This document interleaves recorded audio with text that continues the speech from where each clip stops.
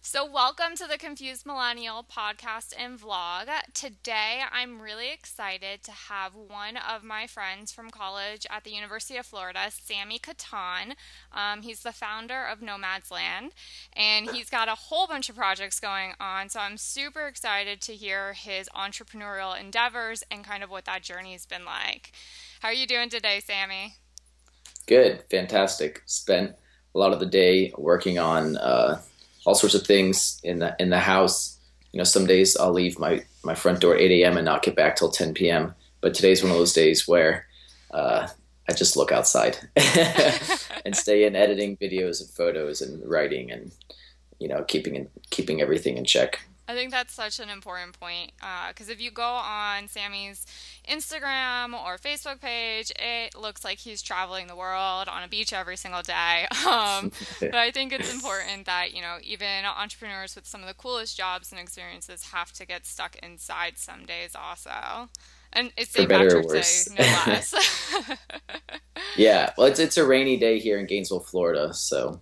Right on. So I guess, why don't you tell us a little bit about what Nomadsland is and what other projects you're currently working on? Okay, so Nomad's Land has really just been like a brainchild of mine, an idea that sparked in my mind 2 years ago. I had been traveling for a while and got into filming with a GoPro my friend had given me to share all these things I was experiencing. So I thought, man, this is so cool. I'm learning how to scuba dive in the Caribbean, and I'm seeing whale sharks, and I'm living this island life and going down the street and getting a coconut from the tree. I want to be able to share this with my friends back home. So I went through a couple different journeys in Central America, traveling to Honduras, Guatemala, Mexico, Costa Rica, Nicaragua, and this particular trip to a national park in Costa Rica really kind of redefined the way I understood the natural world. I guess a lot of my time has been spent adventuring and trekking into the natural world in Central America. And so we were in this national park called the Corcovado National Park. And it's supposed to be one of the most biodiverse areas in Costa Rica, which is one of the most biodiverse countries in the world. So we're here at sort of this epicenter of biodiversity, and there's about a 17-mile jungle hike where the beach meets the jungle, and you walk right there, mostly in the jungle, sometimes on the rocks on the beach, all the way to a cabin that you camp at. And on this hike, there's 4 species of monkeys, and within the first hour and a half, we had seen all of them. Wow. Like I went from never being up close to a spider monkey to having squirrel monkeys like almost like trying to take stuff from our bag. We're seeing anteaters climb palm trees. We're seeing bull sharks feeding at high tide. We're seeing crocodiles on the other side of the river eyeing my friend who was with us, wondering if that was going to be his meal. And I guess it really was this inspiration that was instilled within me from this beautiful area in nature. And it's weird because I'm talking about nature as if it's this different thing that we're not a part of it. But that's kind of what I realized, is that we are a part of nature, but human development has limited the ability for the natural world to thrive to its normal extent.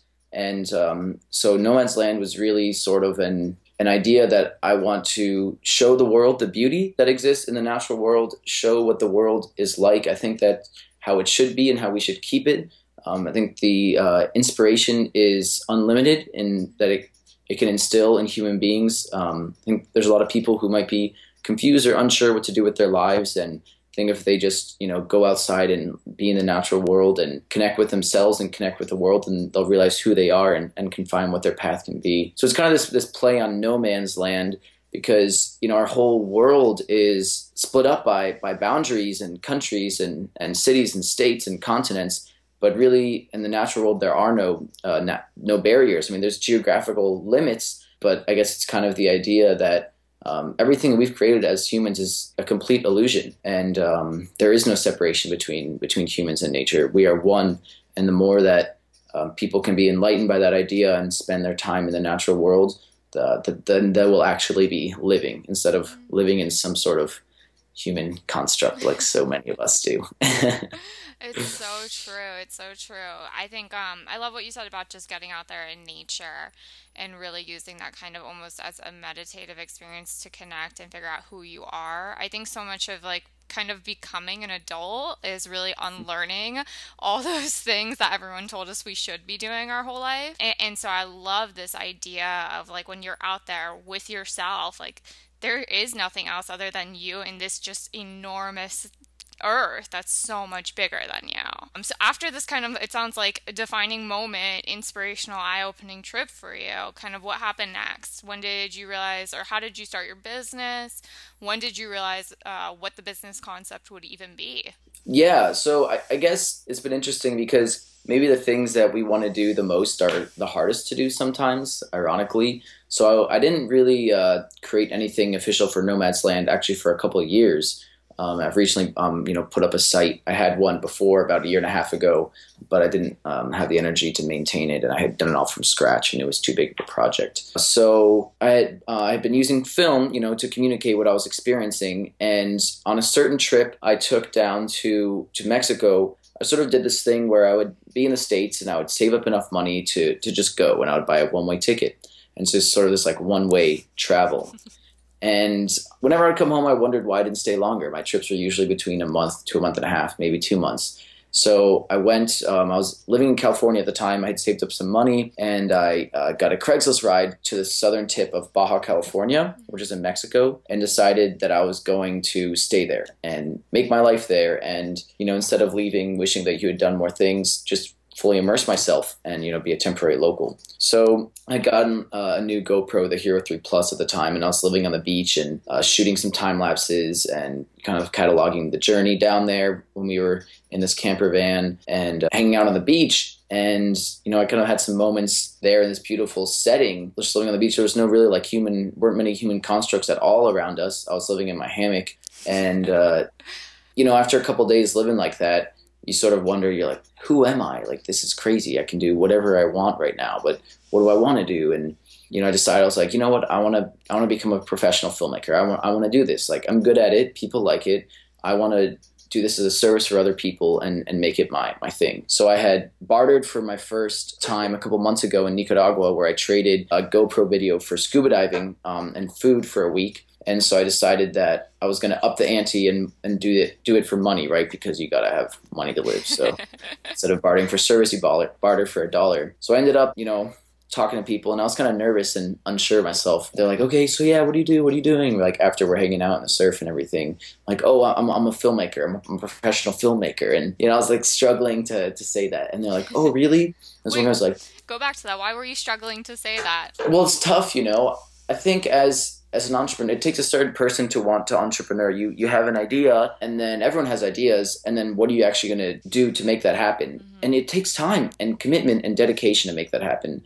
All things that I may not have always had.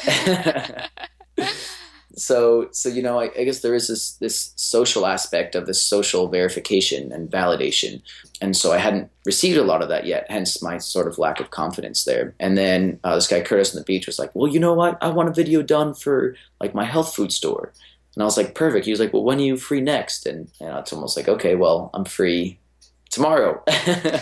So ended up going in and shooting a video and doing it all on site, filming and editing, and then showing them like the almost final product in the course of like 3 hours. And they were stoked on it. They traded me 200 pesos of food. So I got some organic oats and some organic honey. So I saved a little bit of money eating oatmeal on the beach. And then that led me to, when I was finishing that video showing them, someone walking in to buy some groceries. They saw what I was doing, and they're like, oh, you know what? I want a video for my business. I was like, no way. And so they had a studio, and so we had agreed to money at first on like $50 or $60, which is like nothing in comparison, but it's also cheaper to live in Mexico. But I ended up actually bartering a place to stay because I was living on the beach, hitchhiking into town, like catching water trucks back to get to the beach in time. And so they were like, Sammy, you might need like a place to stay if you're trying to be a professional filmmaker. And I was like, you know what, you're right. And this was like a couple from the States, from Arizona, and they took me in, and that became my station, it became my office, and from there other people heard about what I was doing, and I put an ad in the local newspaper. It's really funny. It's called the Gringo Gazette, or the Gringo. It ended up that a head of an NGO who had a huge gala coming up in 4 months wanted a video done summarizing some of the work of the last 15 years of a nonprofit, and to put that in 12 minutes. And so I interviewed, and my friends I was living with, they were encouraging me to shave and wear nice clothes, which I didn't really understand. But they helped me get my act together, and I'm glad I did. Ended up getting the job, and then working for the next 3.5, 4 months. Getting paid on salary, making like $200 a week, which was plenty down there for me to get an apartment and take buses everywhere. And I guess that's where it all began. And that's where that even led to, more people figuring out what I do, and realizing the value of this service. And there wasn't that much of an industry there for video. Mm-hmm. So that's where it all began. I think it's so important, because even with the project that, I started now, a few weeks ago, the Confused Millennial, it's very similar in the sense that I had the idea for a lifestyle blog for years, and just getting over that hump, getting that confidence to finally just be like, okay, you know what, I'm determined, I'm motivated, I'm going to be consistent with this. It takes, some time, and that's okay. And sometimes, like your website from scratch, you take on more than you expect. Too much. And you kind of elongate that deadline. I think that one of the things, so often you'll read like these Business Insider articles now with like, oh, I made 10K in 90 days and things like that. It's like, but you probably started that entrepreneurial journey years in the making. Like you said, it does take a special type of person, somebody that's, bartering at first before they even realize like, okay, this is actually a valuable service that people will pay for. Mm-hmm. And I know so many business owners, when they're starting out, they really lack that confidence. Who's going to actually pay me for this?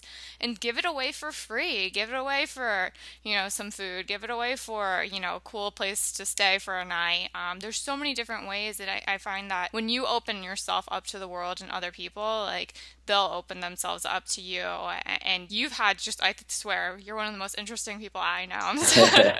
but it's because you say yes. You're a yes man. Like, yeah, I'll try this. Yeah, I'll go do this. And it's just so admirable. So I guess, at what point did you transition from $50 to $60 videos to now your fees are, like $1,000 for some projects, $1,500 for some projects? How did that kind of jump happen? Well, it's kind of interesting, I guess when you go upon this hero's journey, you find helpers along the way, mm-hmm. Right? So I guess I got to a point like early on in my career where I was, I had been using, like a television pretty much production camera for this documentary. And I had seen this video of drone filming in Hawaii, and it had like millions of views within days. And I was like, man, you know what? If I want to have impact, to share stories, to provide an awesome service, I need to get into this. This is like the future. So I ended up coming back to the States on a trip and picking up one of these drones and flying those around, and I guess finding a market and creating a market for that. But I guess what I realized is I didn't want to stay in Mexico after I had been there long enough. So I had joined a documentary team where I was, the filmer, I guess the director of photography, and the creative director of sorts, or one of the two creative directors. And so I was still at a point where I was joining other people's projects, not really having this confidence to create my own. The idea was to travel from Mexico to Brazil using soccer as a medium to communicate with people who may not be living on a whole lot of money, and figure out what life is all about, and if these huge sponsors are sponsoring the World Cup, are they giving back to the people who are actually all going to be drinking their products and eating their products and watching the World Cup? So kind of talking about this issue of global inequality and using soccer as a metaphor, which was a great idea. But something interesting happened where the longer I worked on the project, sort of like the more I became like a director of the project, except I wasn't the director. So it kind of got to a point where I felt like I was making a lot of the shots and we were running out of money, and I was going to have to invest some of my own money in the project.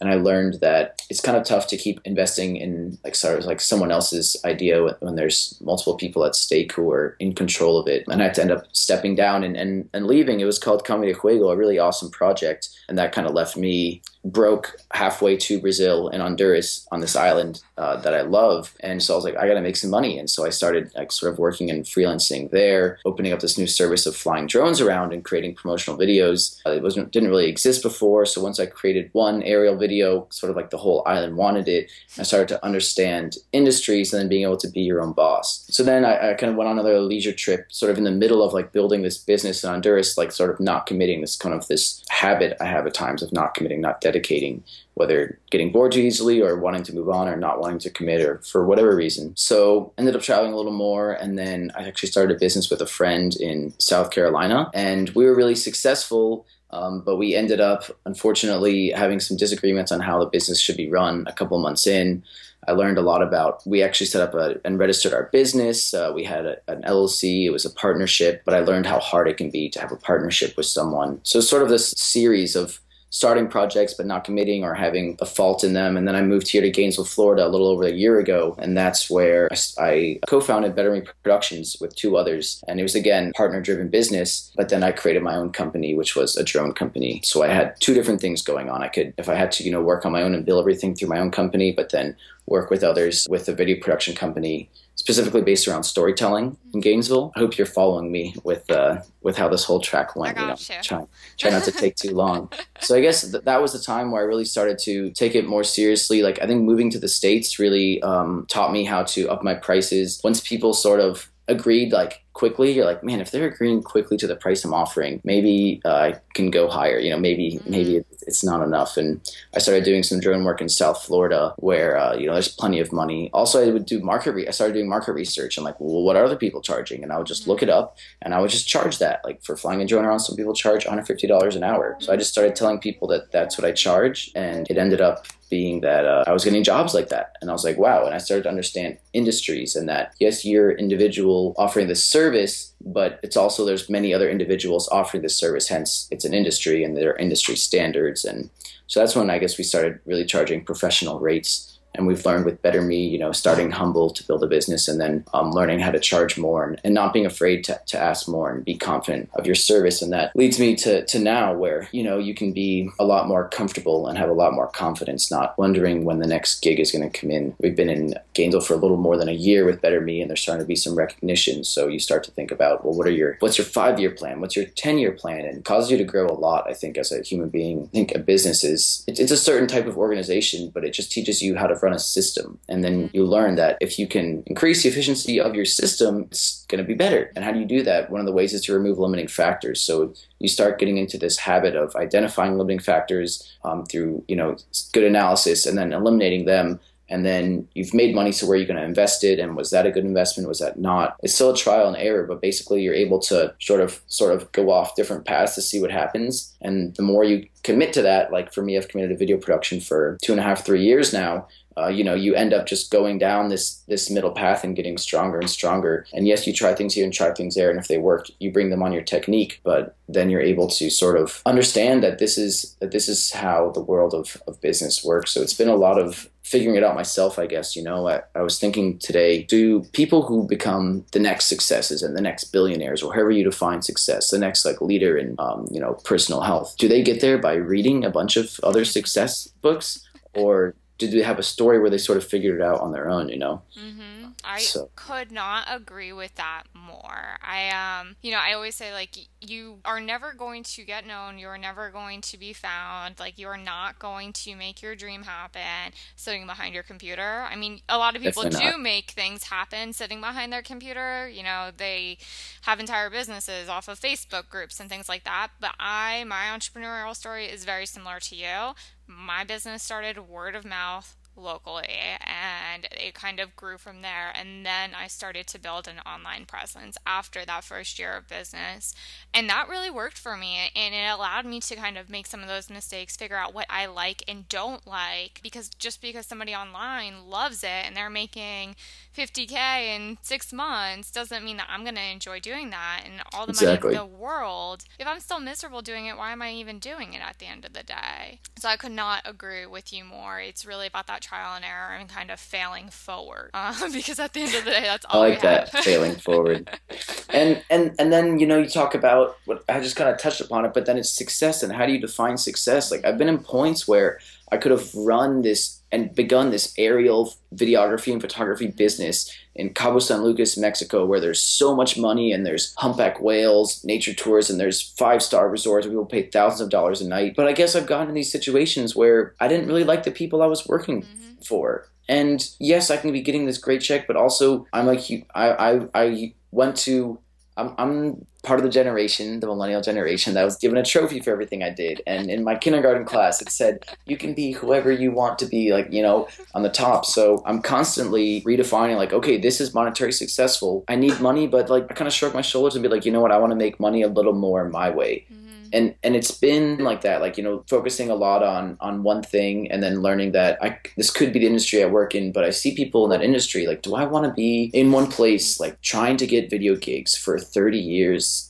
No, I want to be able to offer a service that it brings so much value to people that it doesn't matter the price you charge. And it's not even that much about the price. It's that once you're able to bring more value than people even were looking for in the first place, then you get to a point where you can name your price, then you can name your time, then you can name your style, and no one's going to judge you for being barefoot on set or wearing flip-flops at a fancy hotel, because they're like, well, he's really successful with what he does, and his style works one way or another. So that's still where I am now, and now that I'm putting more effort into and finally making Nomad's Land a real platform, it's amazing because you do, like, branding. This is this huge important thing that I can have like a nightmare of a problem with myself. But when you have one brand and you put one into it once a week, you're adding like 5 points of value. That adds up to whatever, 250 plus points of value a year, and then you're able to make more money through that, and so it can be more sustainable. And then you put 10 points a week, and you get to these points of growth where eventually it's going to become a little more exponential. Right. There's so many thoughts going through my head right now. All the thoughts. One of them being, I think it's just so important for the other confused millennials out there that may So have many of them. thought that they chose their career path, because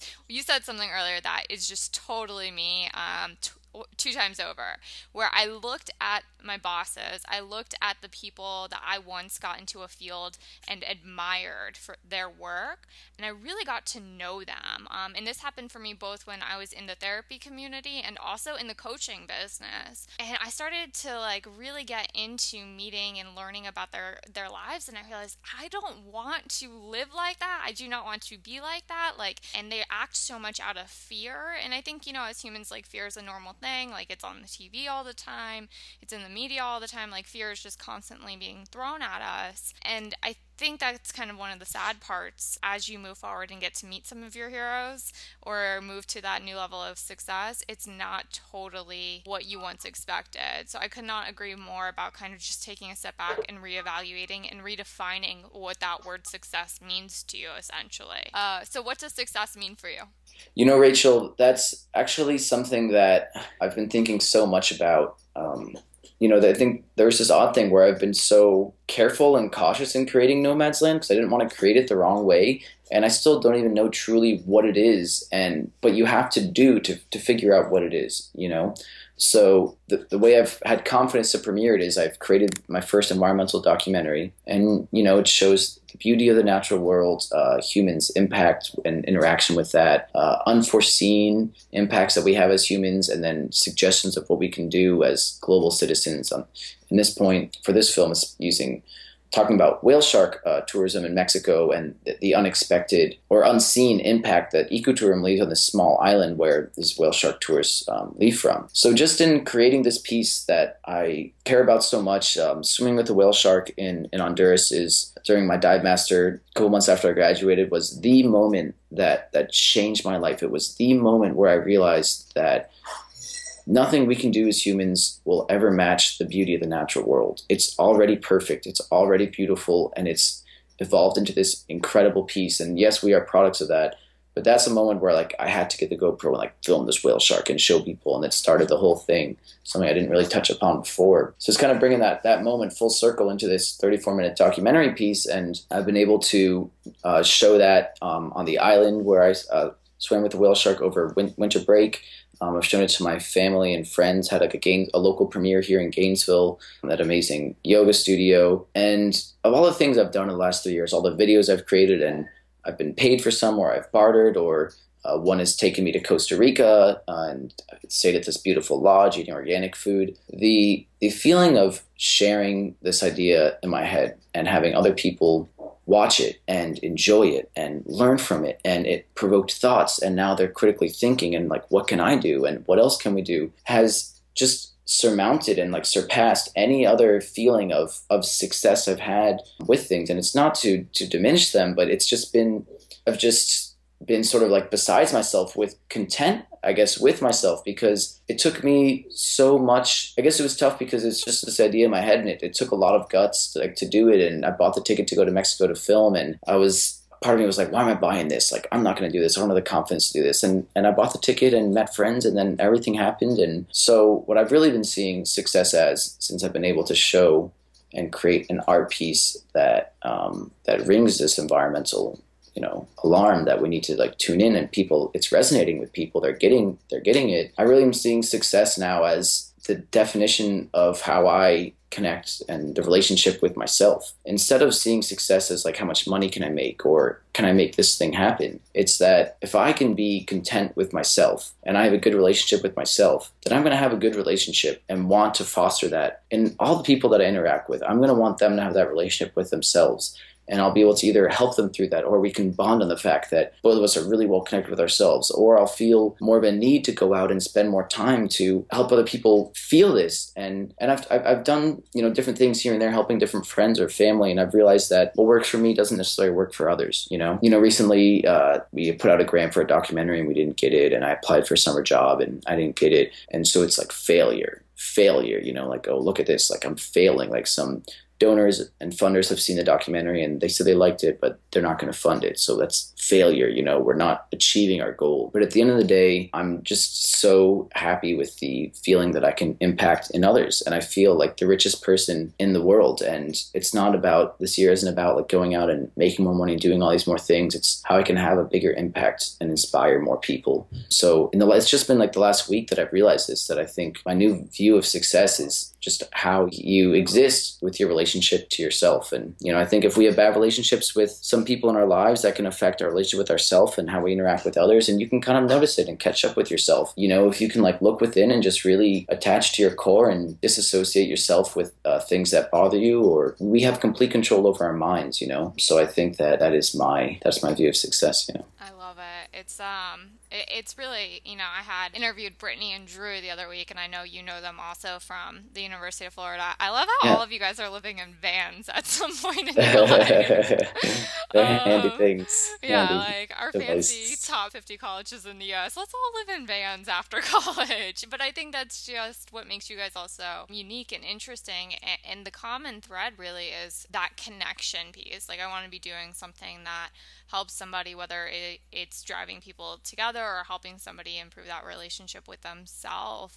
And I think that's just so generational on a lot of levels. A lot of the press and media, like baby boomers, can't understand that, like, it's not all about the 9 to 5 and climbing the corporate ladder. It's more about that flexibility and freedom and quality of life in those relationships. And so I love that for the definition of success. I'm super curious about dealing with that rejection. I know how proud, and I've seen the whale sharking video. It's over on Facebook, and you guys can go ahead and find it, and I'll post links to all of the ways to get in touch with Sami. The rejection, one after another. I want to hear more about that. Been able to experience, I guess, these small little existences of success, like, oh wow, this makes money and I've made more money than I've invested. And so it's sort of like a proof of concept, right? Like, if I have one client and then they pay me and then they recommend him to others, imagine if I have other really solid clients, and even getting recommended, then you build this network. And it is a very organic, like, word of mouth. Like you're saying, I've moved to an area and emailed every real estate agent in the area, sent out 72 emails, and gotten 0 leads from it. And 2 days later, I was filming at sunrise to get some good shots to make a promotional reel, and someone saw me there. And next thing I know, he's a real estate agent, and he ended up hiring me, and they ended up being my biggest client in South Florida. So you experience these different pieces, and then you're like, you know what, I'm successful in this so I can take this and be successful with something else. So I sort of saw this year as 2016 is sort of like phase 3 of my life. Phase 1 was like become a filmmaker, and then it was like, well, broke filmmakers and we can't even make this documentary because we're broke. So phase 2 was like get money, you know, like. And there was times where the most money I've had in my bank account and in a shoebox or wherever, it was also correlated with the unhappiest that I was, because I focused so much on money making and then viewing others based on that, and that's not who I am. So now phase 3 is how can I combine my love for what I do and make that successful and make that sustainable. So I would like to do adventure and travel and film and combine those 3 things, and storytelling. You know, I applied to be an outdoor leader. I applied for, we applied for a Nat Geo grant.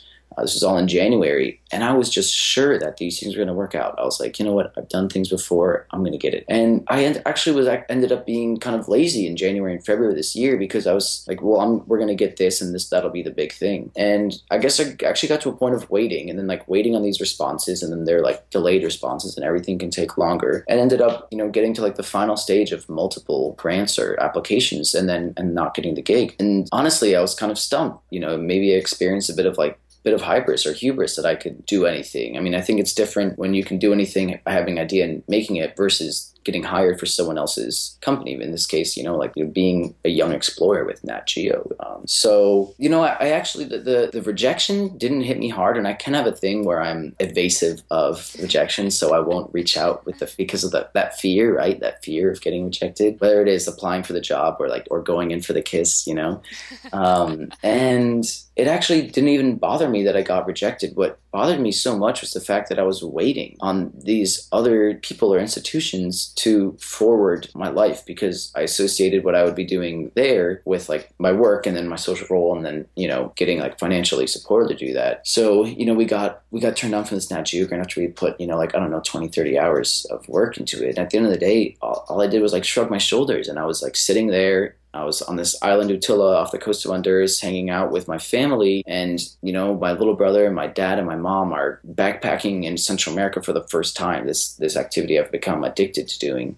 And I've felt completely successful in that sense that I'm sharing what I love with others. So it's been interesting, because I have this huge fear of rejection in the past. But I guess what it's motivated me to do now is just focus more on my own projects instead of having a project and pitching it to someone else, because I'm happy with the documentary that I produced. If I send it to people and they're not funding it and that's being seen as failure, I'm just going to be depressed and be upset and have an external locus of control, giving up that level of control. So I guess that's how I've been dealing with it. It's been taken a lot more lightly than I expected, so. I think it's so funny. It reminds me of this quote: the best way to predict your future is to create it. And I know it can be such a, you put so much blood, sweat, and tears into a certain project, and then I think a lot of us just kind of wait for the results to happen, and we stop kind of putting that next step in front of the other, because we're just waiting to hear back and see the analytics, to see the yes, to see whatever the reinforcement we're looking for is. Especially in starting a business, and especially in our 20s, like there's not a lot of time to slow down and lollygag and wait for things to kind of just fall into our laps. And so I absolutely really kind of just love that. I guess kind of thing on my mind is, you broke your life down into these 3 stages: filmmaking, making money, and now trying to combine the 2. Do you feel like an adult? No, still a confused millennial forever. Thanks for the plug. Right? I read a quote the other day, and it's like, or it was a video compilation of like that moment where they say the title of the movie in the movie. I love when that happens. Yeah, it's so satisfying, right? You're like, that's it, I get it. Do I feel like an adult? I guess the fact that I'm having to take this long to hesitate and think about the question means I may not be. If it helps, in Brittany and Drew's podcast, they're like, only because we just got married. Like, that could change things a little bit. So what is associated with an adult? You know, it depends on where you're coming from. So I haven't done my own taxes yet. My dad has always helped me, and I'll be doing my own taxes this year. So I think once I've done my own taxes, I'll feel like an adult. That's not true. Um, I did them no, last year, still don't feel okay. like one. Oh damn, I'll have to wait for something else. Um, That's perfect. You don't have to keep scratching your brain because I think that's one of those things. I remember when I got like my first official career, I was like, I still don't feel like an adult. Like I feel like this is a job, not my career. And you know, in your line of work, Nomad's Land, and creating all these documentaries and seeing these beautiful places, it just sounds so adventurous and so fun. Where sometimes you probably forget it is work, and so I think it's really cool how like we're kind of redefining adulthood, our generation, because it's a lot more about that flexibility and freedom than climbing that corporate ladder as we touched on earlier. So I love it. I just want to like let all the other people out there, if you don't feel like an adult yet, it's totally okay.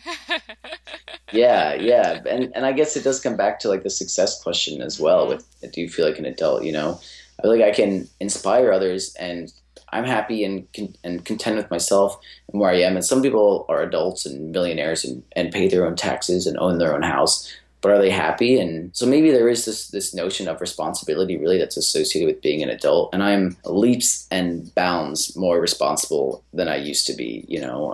And I realized that I had no responsibilities, and I was like I was in a black hole, and I was like, you know what, I want to be responsible for things I care about. But at the same time, I still just feel like I'm just adventuring and pioneering. So I'm climbing the mountain of what it is to be an adult, and I hope I never get to the top. I love it.